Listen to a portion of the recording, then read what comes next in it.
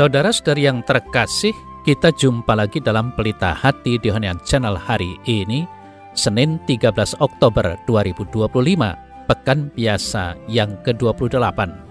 Bersama saya Romo Thomas Suratno SC dari komunitas SC Teluk Betung, Bandar Lampung, mendengar dan merenungkan Sabda Tuhan, yakni firman Tuhan yang tersurat dalam Injil Lukas bab atau pasal 11 ayat 29 sampai dengan ayat 32.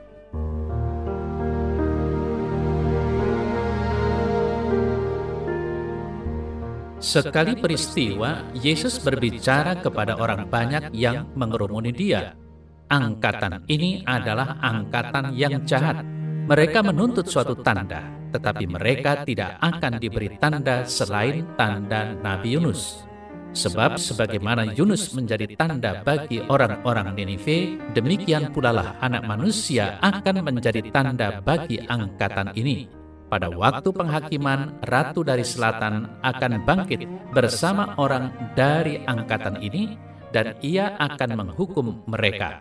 Sebab Ratu ini datang dari ujung bumi untuk mendengarkan hikmat Salomo. Dan sungguh yang ada di sini lebih besar daripada Salomo. Pada waktu penghakiman, orang-orang Ninive akan bangkit bersama angkatan ini, dan mereka akan menghukumnya. Sebab orang-orang Ninive itu bertobat waktu mereka mendengarkan pemberitaan Yunus, dan sungguh yang ada di sini lebih besar daripada Yunus.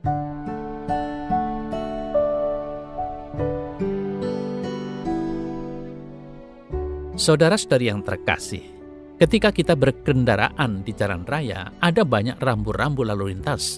Tanda dilarang parkir, dilarang berhenti, tanda jalan bergelombang, dilarang masuk, dan lain-lain. Rambu-rambu itu merupakan tanda peringatan dan pemberitahuan. Apakah Anda sering memperhatikannya dan mematuhinya? Banyak kejadian fatal yang bisa dihindari jika orang dengan serius mematuhi tanda-tanda peringatan.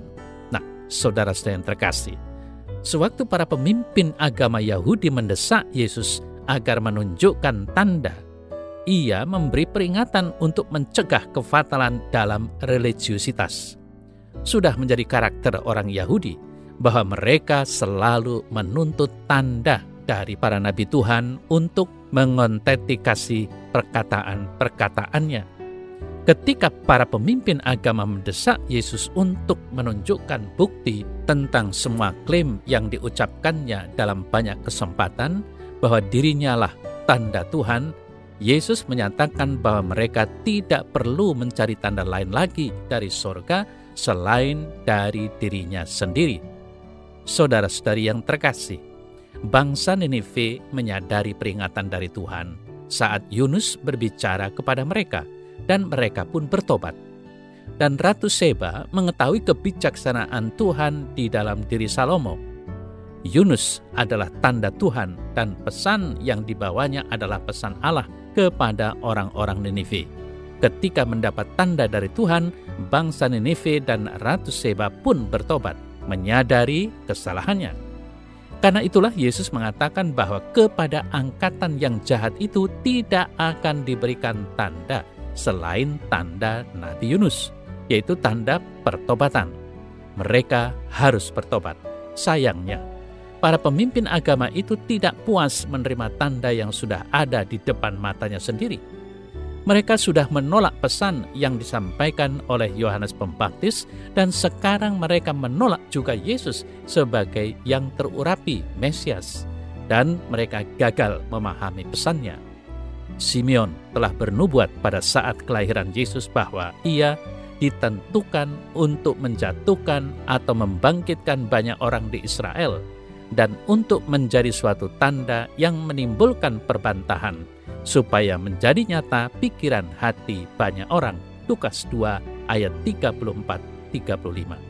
Yesus sudah menepati nubuat ini dengan banyak mukjizat yang dilakukannya sebagai persiapan untuk tandanya yang terbesar, yaitu kebangkitannya dari antara orang mati pada hari ketiga.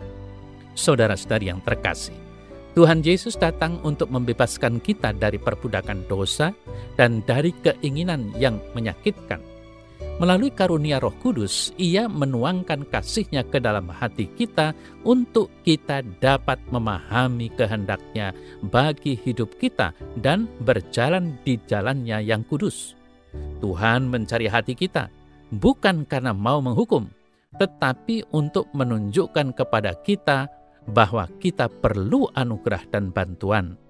Allah memanggil kita untuk mencari Dia dengan pertobatan sejati, kerendahan hati, dan kejujuran untuk melihat dosa-dosa kita yang merupakan bentuk-bentuk penolakan cintanya. Allah akan mengubah kita jika kita mendengarkan firman-Nya dan membiarkan Roh Kudus bekerja dalam hidup kita. Mintalah Tuhan untuk memperbaharui pikiran dan meningkatkan dahaga saudara atas kebijaksanaannya. Yakobus mengatakan bahwa hikmat yang dari atas adalah pertama-tama kemurnian, selanjutnya pendamai, peramah, terbuka untuk alasan, penuh belas kasihan, dan buah-buah yang baik tanpa ketidakpastian atau kecurangan. Yakobus 3 ayat 17. Orang yang mendua hati tidak dapat menerima kebijaksanaan semacam ini. Satu hati menginginkan satu hal saja, yaitu menyenangkan Allah. Tuhan ingin kita agar menyenangkan hati-Nya dan mengetahui kebebasan kebenaran dan cinta. Apakah Anda, kita semua, rindu menjadi kudus? Sadarilah bahwa tanpa kekudusan tidak seorang pun akan melihat Tuhan. Ibrani 12 ayat 14.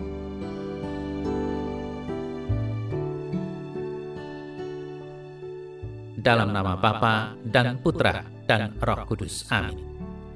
Ya Tuhan Yesus, berilah aku hati yang mengasihi apapun yang baik dan sesuai dengan kehendak-Mu, dan penuhi aku dengan kebijaksanaan-Mu agar aku memahami jalan-Mu.